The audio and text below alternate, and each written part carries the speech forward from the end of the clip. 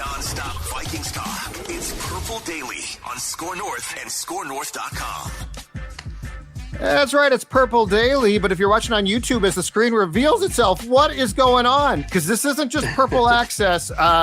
Mackey still in Cincinnati at a Hubbard event, and so he's out. And so it's Judd, it's Declan, and called up to the big leagues. You've been here before, but I mean, it's been for a cup of coffee. Chip Scoggins, my buddy from the Star Tribune, Purple Daily. Chip, say hi to the enormous audience that every day consumes this show and that is expecting your hottest takes today. You guys sprung this on me. I thought it was going to be Purple Access. I wore a white T-shirt. I'm not, exactly dressed up for the Daily. Like me. If I'd have known, I would have put on a suit and coat. I would put on a tie, a coat. I mean, look at me. I mean, this hoodie. Well, that's standard issue there. Yeah. That's top of the line, baby. Top of the line. Exactly right. So plenty to get to today, including the Cam Akers trade, the expectation there now that deal has been done. But before we get to that, I want to remind everybody, Dex, October 1st, Sunday. That's right. Purple Daily live event line, Park Tavern, St. Louis Park. That's for the Vikings-Carolina game. The game starts at noon, but the Park Tavern is going to be a hub of activity that day. We're going to be in the 11th frame and also the outdoor portion, patio portion that's connected to that. Plenty of TVs, great food, great drink. Park Tavern, definitely a great headquarters to watch the game. And on October 1st, Declan, it is going to be, I believe it's the kids say, lit, because it's going to be a viewing party that should be packed. Yeah, that's right. It'll be lit right at 8 a.m. Kids when it opens. I mean, Chip's got the kids. You don't even have the kids. You're the one who's now dabbling right into the kids' lingo. Doors open at 8 a.m. I think Mackie, Judd, and myself, not to speak for them, I think we're probably going to get there around 10:30, 11 or so. But reserve your spot now. You can go to ScoreNorth.com. I believe there is a new event page up too, so it has a little bit more information. But yeah, we're looking forward to seeing everyone here in about 10 days at Park Tavern for Vikings and Panthers. And Chip, you're invited too. If Can you're I not come? going to be in Carolina, Park Tavern, St. Louis Park, Louisiana Avenue South. If you eat the wings, I'm not though, covering Chipper, that game. Yeah. If you eat those wings, don't wear the white shirt. Don't wear the white shirt. Yeah. That's right. You know what? I might stop by. That sounds like fun. It's going to be a great time. I won't be there at 8, but I'll stop by. Oh, I won't either. Don't worry about that, Chipper. So the news of the day actually came after Access, which I know that you attended on Wednesday at TCL. It came early evening when, I guess not shockingly, but the Vikings made their second big move in 3 days. Dalton Risner signed as a free agent, the guard, on Monday. And then the news, Cam Akers obtained in a trade that included a 2026 pick swap. So who cares about that? Yeah. But your thoughts on the Vikings at 0-2, very much trying to upgrade a little bit late in the process, but I think in their mind they realized the run game on many levels was not working. Yeah, I wrote about this. I'm writing a column about this, Judd, and I compared it to Kwesi going Christmas shopping at 5 p.m. on Christmas Eve. And no offense to people that do that. Like, there's, I love that. That's so right. But that's what it feels like to me. Like, yep. How many days at training camp did we sit there and say, it's not going to work? Like, they need help at running back and they need to address their interior offense line. This is not, I can't believe they're not doing something sooner than this. And I don't know if that's just, they were hoping that these guys were going to be better, that the money situation, they were concerned about it, whatever. But it was obvious that inevitably they were going to have to do something to bring in reinforcements in your interior offense line. And it became clear as the training camp went on that they just don't have the running back depth. You knew they were going to have to bring in a veteran because they didn't trust Chandler completely. Kane was out all of it, and the rookie just is not ready. So that just wasn't going to work. Because, we said is like, what happens if Madison sprains an ankle? Which guy are you going to trust? And there was no guy there. And so I guess it falls under the category of better late than never. But I'm surprised that they let it get 2 weeks into the season. Chipper, do you think that with the addition of this offensive line and Dalton Risner and Madison, getting in some help here in Cam Akers, it feels like the issue there has been hand in hand, right? The running game has been poor, but also the offensive line, maybe you can make the case, has more to do with the running game being so poor. Do you feel like this gives it a little shot in the arm? Do you think scheme gets a little better here? Well, I think Yeah, we'll have to see, how good Dalton Risner is, but it has to be an upgrade of what we've seen, right? And as I was listening to TJ Hawkinson talk yesterday, that this is a difficult offense to grasp, it'll take some time, but I would say get him in there tomorrow. Have him start tomorrow. I mean, they need it. So I think, yes, I think it'll help the offensive line. I think that should help the running game. I asked Kirk Cousins yesterday. I was like, what do you have to do to, get the running game going? He said, don't fall behind 27-7. So don't turn the ball over. And there's probably some of that too, right? The score is kind of dictated, but they're just not, I don't know what their average yards per carry is, but there's nothing there. They're not generating anything. Madison hasn't really done much. So I think they're all hand in hand. And we'll see what Akers, what he can bring to him. I mean, hopefully the familiarity with O'Connell and Wes Phillips in the scheme will make that transition smoother. Mm-hmm. But it's not like, what was his first game? 22 carries, 29 yards. Yeah. Yeah. It's not Walter Payton in his prime. I don't think it's a savior walking through the door here. No. So back to your point about Kwesi going Christmas shopping at 5:00 on Christmas Eve, which I love. And a cheap plug, I actually wrote a column about this last night for my friends at VikingsWire.com, placing a lot of the blame here on Kwesi and O'Connell, because I don't know how this thing works. I'd love to know more. I'd love to know what Ryan Grigson does. I'd love to know, there are a lot of questions that they're trying to avoid. But anyway, I'm just going to put the blame right now on the two most important people, coach and GM. And I want to talk about in particular, and this applies to Risner as well, but let's talk about, Chip, the running back spot, okay? Because here's my problem with it. Nobody in their right mind, when Dalvin Cook, who by the way should have been cut and was cut, and he's done now, he's not that good anymore. But when Dalvin Cook left, I assumed, okay, you're bringing Madison back on a very reasonable contract. That's the contract a guy like that should get. It's very reasonable. But at that point in time, you're also saying it's going to be a committee of some sort. If you think Madison is going to be Cook in his prime, you should be fired immediately, which I refuse to believe. O'Connell's not dumb. And so here's what confuses me that you're talking about. As we watch training camp unfold, okay, and let's say that the committee was going to be Alexander Madison first, Ty Chandler second, Kane perhaps, who was impressive in the spring but then got hurt early in camp, and maybe Dwayne McBride. We went to practices, Chipper, and we talked about this. Okay, number one, Ty Chandler, after that Seattle game, when he had a big rushing game, and O'Connell, I don't care what he said after the fact, was very pointed in. He's got to do that all the time. It was very clear they didn't trust him. That remains a problem. I think he has 3 carries for no yards. Okay. Dwayne McBride, we came out of the first week of camp and said he's not prepared. Yeah. And Kane disappeared. So at that point in time, here's my question. Why aren't you addressing the running back then? You knew, if they had come to you, Chip, and they had said, okay, all right, Chip, here's the deal. Training camp, we're 3 weeks in. McBride really can't play yet. Chandler, we don't, between us, we don't trust him. Kane, we're frustrated, but he ain't back yet. And Madison, and he might be our bell cow. You would have said, hold on a second. Yeah. So that's where I struggle. I struggle with what they're doing now because the cards were on the table a month ago. Well, and I thought as it went on and dragged out, what I thought they would do is I thought they would just wait until after that first week so they didn't have to guarantee the salary, right? Okay. But now you make a trade for a guy, so it's even more perplexing that you waited and did nothing. And I don't know if you're right, because after Chandler flashed in that first preseason game and had some nice runs and did things, you could hear O'Connell saying, okay, now do this every day at practice, right? Be consistent in practice. And he just never earned the trust. And I don't know, Judd, if Kane's injury took them by surprise by how long he was out.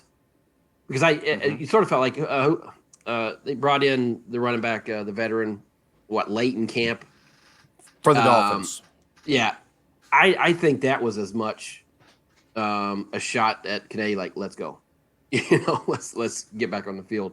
Yep. So I don't know if they think that his injury was going to be that long, and he might have been an option. But even if he wasn't hurt, is he really going to be your number 2? I don't think so. So I still felt like they needed a veteran in there, and maybe it was partly hubris too. That, you know what, Madison's going to be giving us what we want. It's going to be fine. We're not looking to spend a lot of money at that position because they finished 28th in carries last year. So maybe it was just they felt like what they had was going to be enough, and then after 2 weeks they realized, this is, not only running back position, but they needed to get a guard in here too in Risner. Chip, were you a little surprised given the fact now Bradbury's battling another injury, and Judd always says a center with a bad back like that those are always a good recipe for disaster, and it just seems that back still bothering him. Obviously, it's easy to say buyer's remorse after he gets hurt after a couple snaps, but are you a little surprised that they ended up still bringing back Garrett Bradbury? And I guess is your level of concern still pretty high too with this back injury? Yeah, I mean, because forget the back. Just if you watch his performance last year, I think we'd all say he's okay. Like, it wasn't a disaster. It wasn't Ed Ingram, but it wasn't like, okay, we got our guy for the next 8 years. I mean, this is our. But then when you add the back injury on top of that. I mean, it is easy to second guess. I don't think when they re-signed him, we were all saying, he just had a back injury that caused him to miss 5 games. I don't know that was at the forefront of our mind. But now when it flares up again, in game 1, you're like, man, was that something they do enough due diligence on that? Was he completely healthy? I assume he was. He had a passive physical. I assume, Judd, right? When you Dex, when you get the contract, he had a passive physical and he went through camp and all that. So, but yeah, now it looks, now he hasn't, this back injury, and anybody who's had back stuff, I mean, that it's always a concern because there's always that potential it's going to flare up again. Yeah, and bending over to hike a football, snap a football, that's like the worst. And I'm with you, and I will say this. It's not so we reacted to Bradbury being re-signed as a veteran who had been disappointing until, he was improved, I would say. That's the best way to put it, in 2022. Yeah.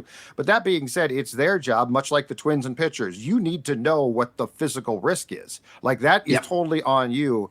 And it was intriguing that when our buddy Kevin Seifert asked O'Connell about that a couple of weeks ago, O'Connell's response, he talked about the car accident where he re-injured. So it's like, okay, knowing all that, is Austin Schlapp? Yeah, it's really what you're doing here. That's really where we're going.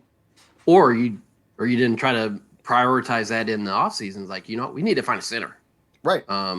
Either through the draft. I mean, we talked about John Michael Schmitz a lot in the draft. Like, could he be an option? They prioritize other things.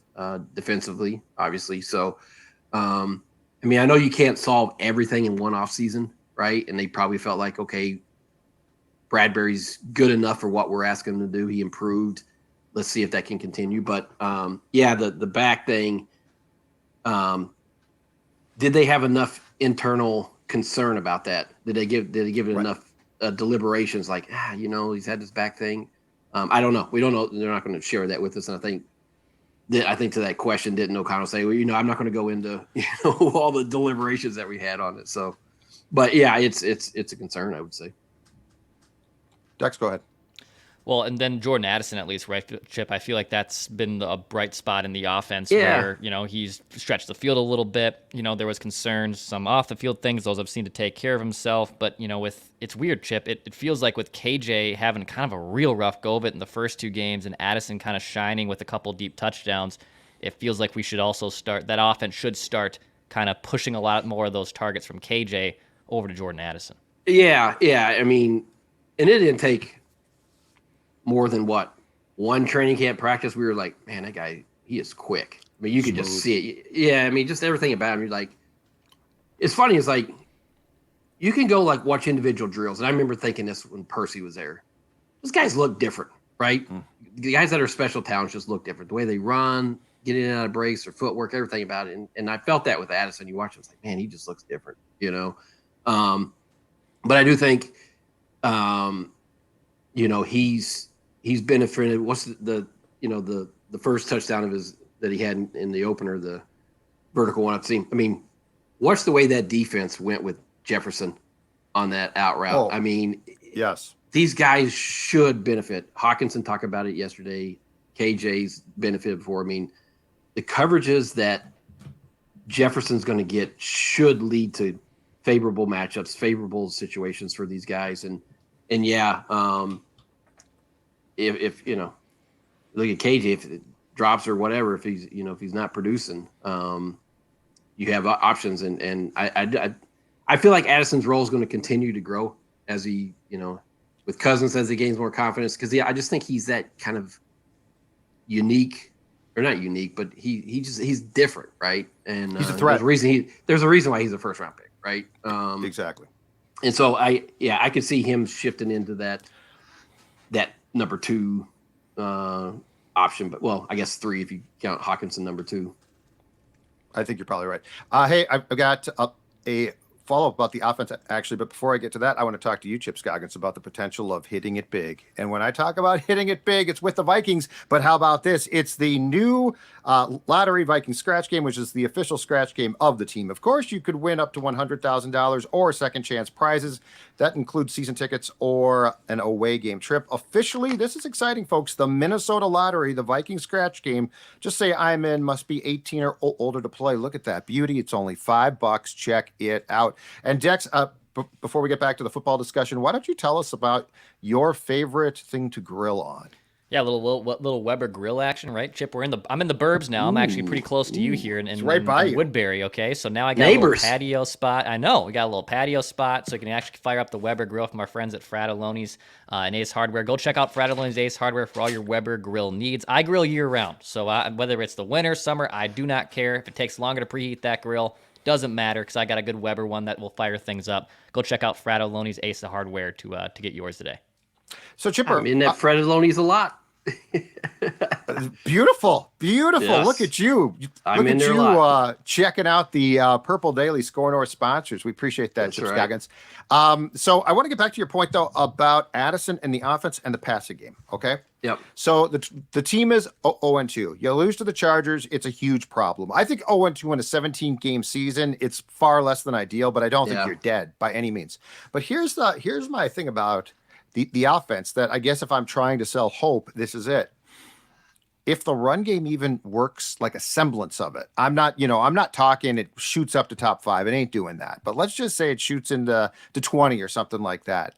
The passing game has been damn good. Now the fumbles are killing you. The one pick kills you. I mean, it's 7 turnovers in 2 games. Incomprehensible. But I actually think if I'm Kevin O'Connell and I am trying to sell hope, if I can get anything from the run game and the continued perception that play action is a threat, the passing game is a huge threat. And Cousins, to his credit, has been damn good.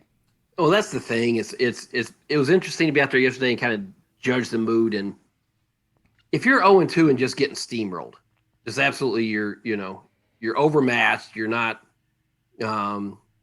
capable of hanging with these teams. Then you feel like, okay, this is a death march, right? This is doom and gloom. They're just killing themselves with these turnovers. Like, yes, what was it, Ponder, that easily correctable or easily fixable, whatever it was?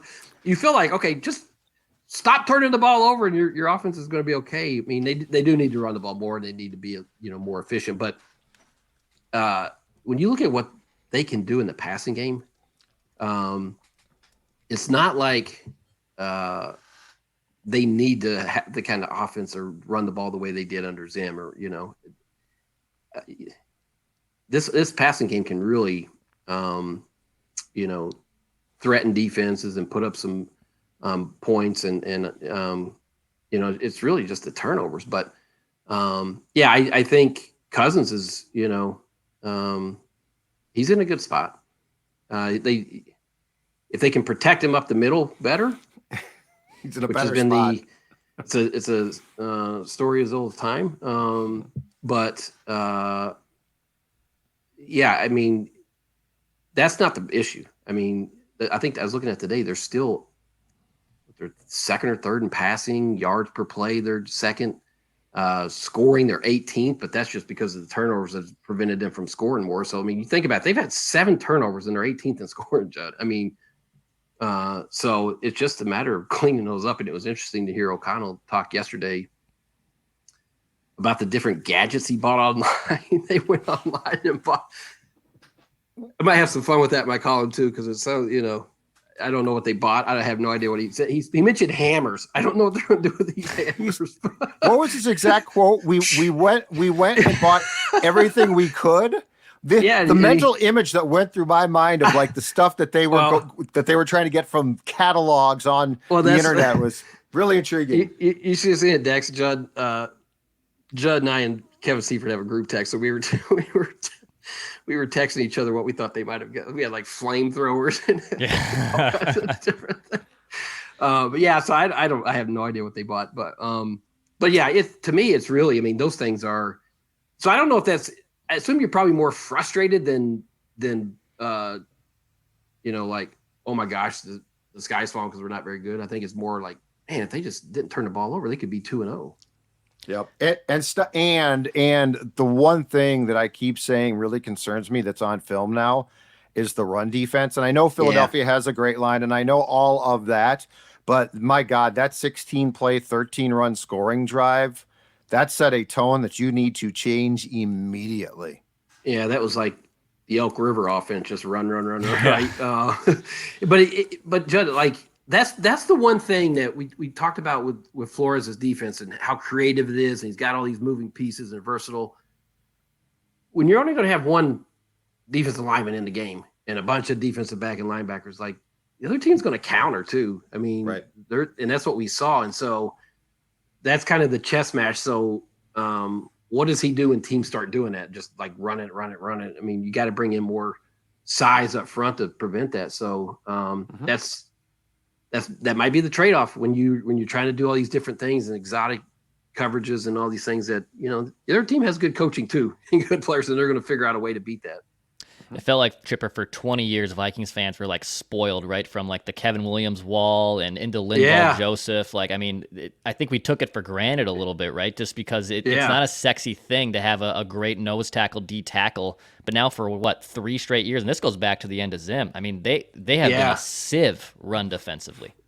Yeah, and it's funny when you said, Dex, like when that drive was going on, when it was 13 runs or whatever, I was sitting there thinking, I hope Kevin and Pat aren't watching this game because they're probably. Pat was cursing up a storm. Imagine Pat? I don't know. Can you imagine the cuss words that were coming out of the mouth? Because, I mean, you're right. I mean, remember that run defense? They always said, give us a blade of grass. We'll defend a blade of grass. And that's how they approach run defense. Like, we will stop. You give us a blade of grass, we're going to defend it. And so to go from that and seeing, how those defenses were to now and you said it, Judd. I mean, all throughout camp, I was saying, man, I don't know about the secondary. And you kept saying run defense. Like, you had that concern about the run defense, and it showed up. I mean, I don't know.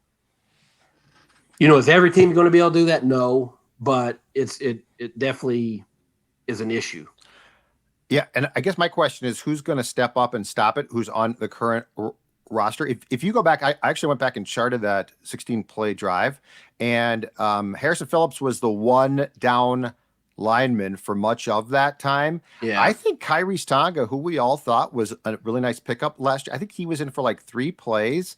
And the guy they got from the Packers was in for like 1 play. And so I guess my question is, it's pretty clear of who Flores trusts and does not trust. And to Dex's point, Jerry Ball, Pat Williams, just big nose tackles, Gilbert Brown, who would eat you up. That's what you need. Like, you need that one just mammoth athletic guy.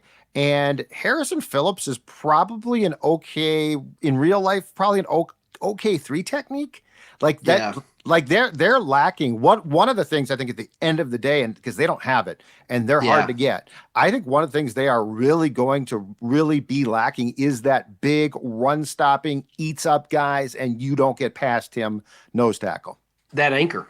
Yeah. That big guy that just clogs up so much. Yeah. That was Pat. You're not running up the middle. You're not running because he's going to create so much havoc. And they don't have that.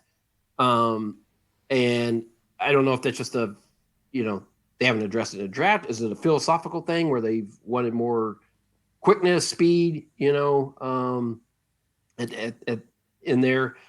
I don't know the answer to that, but because a lot of teams are just, this is what felt so rare about that drive. Is like, how often do you see that in NFL where a team just lines up and says 13 straight times we're going to run the ball? Yeah, it's Army Navy. It's like you just don't see that, and so that bears watching to see if how many teams say, you know what, we like to pass the ball more, but if that's how we have to win against this defense when they're dropping 8 guys, then that's what we're going to do. So it bears watching to see what the style of play that we're going to see from their opponents. Harrison Phillips, here's my thing. He can't shed blocks.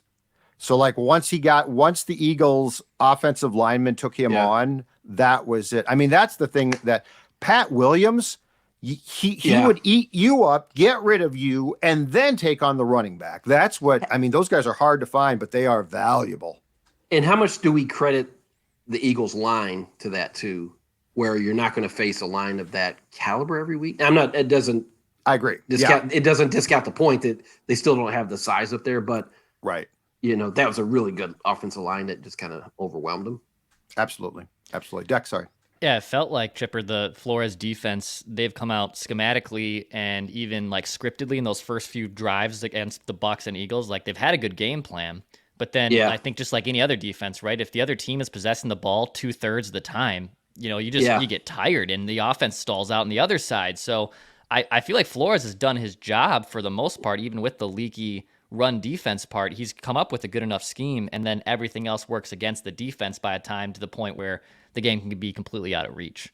Well, that's what we were saying. I think both games is like, man, they're out there too long. They're going to wear down in the second half. And I want to see this. I want to see them, how that defense does in a normal game, like normal, where there's not all these turnovers, where they're on the field all the time and they're getting put in bad situations. Right. I want to see if the offense can play a clean game and, keep the drive some and they're, not on the field so much or put in adverse situations. Because you're right. Like there are times where you're like, man, this defense is swarming. They're flying around. They're doing different things. They obviously, Hurts couldn't throw the ball really down. He had the one, but they made it tough when they're dropping back. And so he said, okay, we're just going to run the ball, So it's I think there's been some bright spots there. But I just think that the first 2 games have been so weird the way they've unfolded that it's hard to really get an accurate gauge on them yet. And that's why you have to be able to run the ball too. The time of possession, and I know some people discount that, and ordinarily that's fine. But the time of possession in that game was a big deal because if you can't run and you're passing and you go 3 and out, you're done quickly, and your defense is back out there. And so if this offense puts the defense on the field a lot, they're not going to win games. That's too great of ask for this team. Maybe in a couple of years, but right now, if the offense doesn't carry you through both the air and the ground, you're going to lose football games. Well, and I think that's the whole, they can be one-dimensional to a degree because Jefferson's so great and, they have these options and Hawkinson and Cousins is doing it. But you have to have some semblance of a running game just to eat up some of that clock and keep your defense. And you're right. So it's they don't have to be like you said, they don't even have to be a top 15, top 20, but you can't be dead last and average whatever their average 2-point-something yards per carry. And it's got to be better than that. And they've got to be able to control the ball a little bit more. Bright spot, though, finally, Danielle Hunter's not dropping back in coverage. I think Seifert had a note only like 3 times all season he dropped back in coverage, which is just, my God, if I'm Danielle Hunter and I'm looking at the prime of my years, you're going to be looking back 10 years now. Remember that year in 2022 when that doofus of a defensive coordinator had me dropping back 1/4 of the time? My God, he's still one of the best pass rushers in the NFL. Yeah. I used to, and I know that's kind of the thing that they do even the best ones do it occasionally, but I used to I don't have a lot of hair. I shave it off, but I used to pull my hair out last year. When you'd see Danielle drop back, it's like, why would you take one of the best pass rushers who's on this he had this historic start to his career and ask him to drop into coverage? Just rush the pass. Let him do what he does best. I know you want to be creative and cute and do different things. Like, stop. Just let him rush the passer, right? I mean, let him do what he does. And he's off to a good start. I mean, he's he's making the Neil plays that we're used to. All right, so here's my question though, and Donatel didn't do this. I thought he would, but I mean, clearly that was just a debacle. But Flores isn't either. So answer me this: why doesn't Daniil line up inside more often? Like, why don't you bring him on? Like, put him on a guard. Create at least. Put that on film at least. Yeah. I don't know. There's got to be a reason. Yeah. Might be a comfort because they experimented, right, in camp some, I assume. Well, and to go back to the Saints playoff game, I know. Zimmer moved Griffin and Hunter inside a lot, and the Saints were like, "What the hell is this?" They had no answer. They had. And Breeze got annihilated. Yeah, I don't know the answer to that, Judd. And maybe it's coming. Maybe it's just been 2 games. Maybe it might be a comfort thing. Maybe Flores just doesn't like what he gets through there. I don't know. But you're right. When you saw how effective it was again in that playoff game, you're like, man, they should do this more often. But I don't know the answer to that. But maybe it's something we'll see later on. Cause confusion. That's the key to life, Chip Scoggins, in football. It is. Cause confusion. Hey, who do the Vols have on Saturday? Oh, I haven't even looked this week. You don't even know who your Vols have? I've been so busy with I won't go into it, but plus I'm still reeling from last week. Thank God I was covering. I was covering the Gopher game in the press box in North Carolina. Do you really want to say thank God? Like that was a hard game to watch. Do you really want to say thank God? No, I'm saying thank God I missed it. That's what I'm saying. I did have to see the carnage. That was a depressing. Being a fan's not fun sometimes. No, it's not. You just has to. I'm a fan of one team, and when you have a game like that, you're like, why did I even invest? Imagine being a Gopher fan. I think UT, yeah, seriously. I think it's UT San Antonio for your Vols on Saturday. Yeah, I knew it was a non-conference.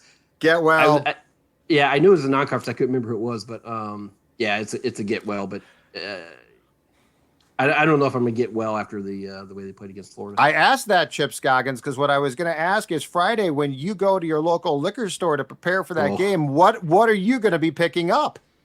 Well, for sure, Surly Furious, right? Mm-hmm. The best beer on the planet. My refrigerator is always stocked. I always get a little nervous when I get down to like 1 or 2 because it's like, you can't go empty with Surly Furious, right? Mm-hmm. And that's great too. But you know what? If you want to mix up 2 great beers, because Furious is strong, I do love it myself. But you know what? Before I die from Surly, Chip Scoggins, right here, I got to try it. Ladies and gentlemen, you'll like it. Before I die, which of course is the mission of this show. It's the mission of the Vikings. It's the mission of anyone in this state who wants a Super Bowl championship, which none of us have ever seen. Before I die from Surly Brewing. Check it out. Chip Scoggins, great stuff. You passed the audition. Thanks for letting me on, man. This was unbelievable. No problem at all. The dress code will be enforced next time, not this time. You guys totally caught me off guard with that one. I would have dressed up. Stuff. I would have put on the good hoodie, not just the white T-shirt. Well, we appreciate that. All right. Yeah, Chipper, thanks for having me. We're done. Declan, tell the people what they need to know before we go. Yeah, hit the subscribe button for daily Minnesota Vikings entertainment. This has been Purple Daily. We just want to see the Vikings win a Super Bowl before we die.